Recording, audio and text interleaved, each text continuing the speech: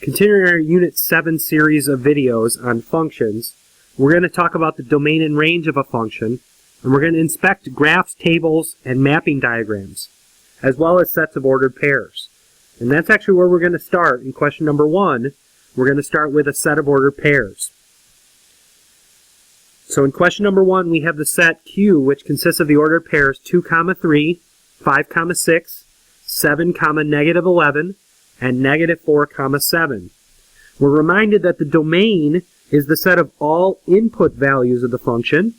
Another way of saying all the x values of the function. So for the set Q, the list of domain values are all of the x values, namely 2, 5, 7, and -4. It might be useful to list them in numerical order, but I don't believe that's necessary for the answer to be correct. The domain values for set Q are -4, 2, 5, and 7. Similarly, for the same set, we'll now take a look at the range. I want to remind you that the range of the function is really just a set of all the outputs of that function, or another way of saying the y values of the function. So for set Q, the output and y values are 3, 6, -11, and 7. So again, we're choosing to write them in numerical order. However, that is not necessary for a correct answer. The range for set Q is -11, 3, 6, and 7.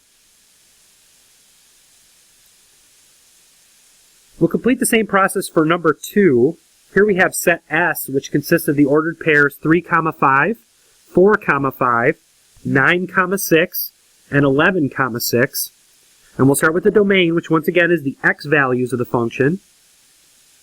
So for this problem, we have an x of 3, 4, 9, and 11. So the domain for set S is 3, 4, 9, and 11. Continue with the range. Again, the range is the y values or outputs. So we have 5, 5 again, 6, and 6 again. So we have the values 5 and 6 in the range of set S. Notice we didn't have to write 5 twice or 6 twice. Merely indicating that 5 is part of the range is sufficient to cover both cases. Let's try it again, this time with a mapping diagram. In question number 3, we're asked first for the domain values and then for the range. We'll start with the domain. The domain is the set of all the x values of this function. So -1, 0, 1, 2, and 8 are the values in the domain. I got those from the x values listed in the mapping diagram. That's the domain. Similarly, the y values can make up the range. And so for in this example, we have a range of -3, -2, 2, and 3.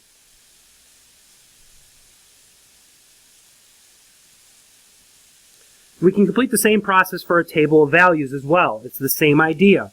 The domain is the x values or the inputs. The range is the y values or the outputs.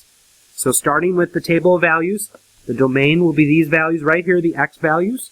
So 0, 1, 2, 3, 4, and 5.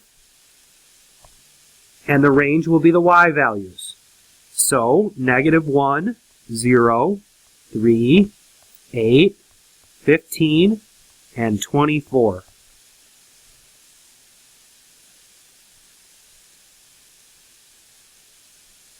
Question number 5 is yet again a table of values just written in a slightly different way. So when we talk about the domain, we're talking about the x values of the function.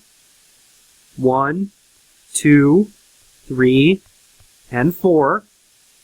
And when we discuss the range, we're talking about the y values of the function. So 5, 7, 9, and 11.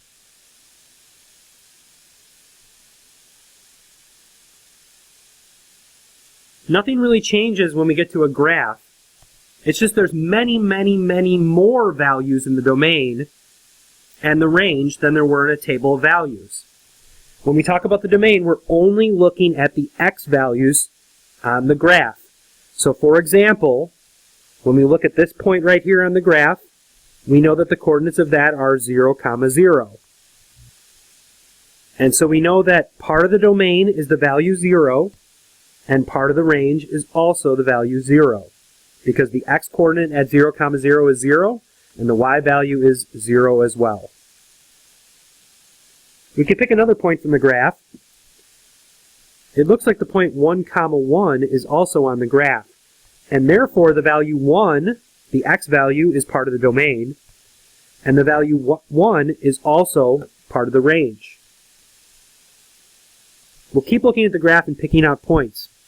It looks like the point 4, 2 is also on our graph, and therefore the value 4 is part of the domain, that's the x value, and the value 2 is part of the range, that's the y value. Now we can keep doing this for a very, very long time, because in between each of the 3 points I've chosen, there are an infinite number of points in between as well. We probably don't want to have to list all of those x and y values, and so for this reason, we'll use an inequality. We really want to say, when we look at the domain values, that all of the x values on this graph are somewhere between 0 and infinity. In other words, every x value 0 or larger shows up on this graph somewhere. And so, instead of writing the domain as a set of points, we will say the domain is all x values larger than or equal to 0.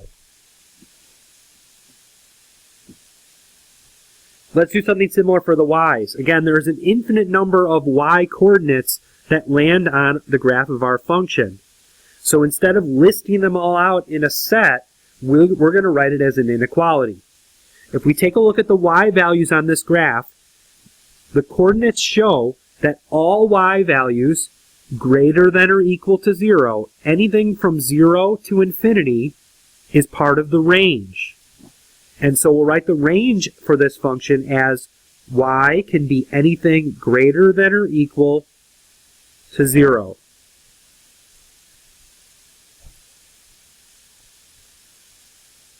The rest we'll leave for you. Take a look at the key if you have any questions, and check your work as you go.